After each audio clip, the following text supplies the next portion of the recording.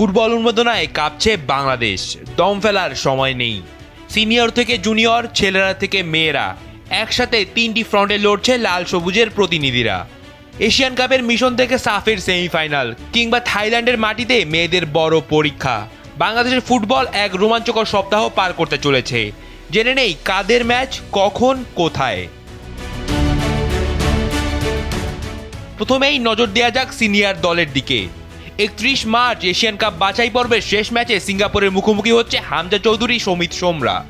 পরের রাউন্ডে যাওয়ার স্বপ্নটা ধূসর হয়ে গেলেও জয় দিয়ে মিশন শেষ করতে মরিয়া কোচ হ্যাভিয়ের কাবরেরার শিষ্যরা। ভিয়েতনামের বিপক্ষে প্রস্তুতি ম্যাচে 3-0 গোলে হারলেও সেই ম্যাচের ভুলগুলো শুধরে নিয়ে সিঙ্গাপুরের মাটিতে শেষ হাসি হাসতে চায় বাংলাদেশ। ম্যাচটি শুরু হবে সন্ধ্যা 6টায়।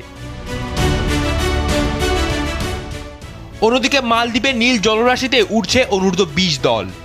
পাকিস্তানকে হারিয়ে আর ভারতের সঙ্গে লড়াকু ড্র করে সাফ চ্যাম্পিয়নশিপের সেমিফাইনাল নিশ্চিত করেছে মার্ক কক্সের শিষ্যরা।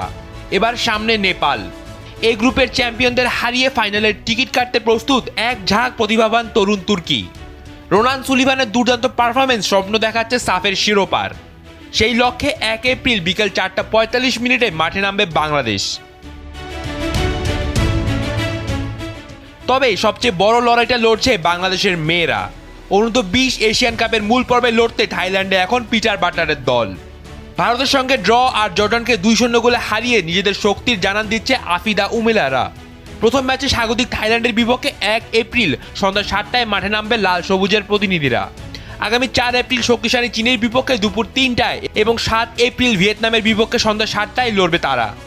এশিয়ার সেরা দলগুলোর বিপক্ষে বাংলাদেশ কতটা চমক দেখায় সেদিকেই তাকিয়ে সমর্থকরা।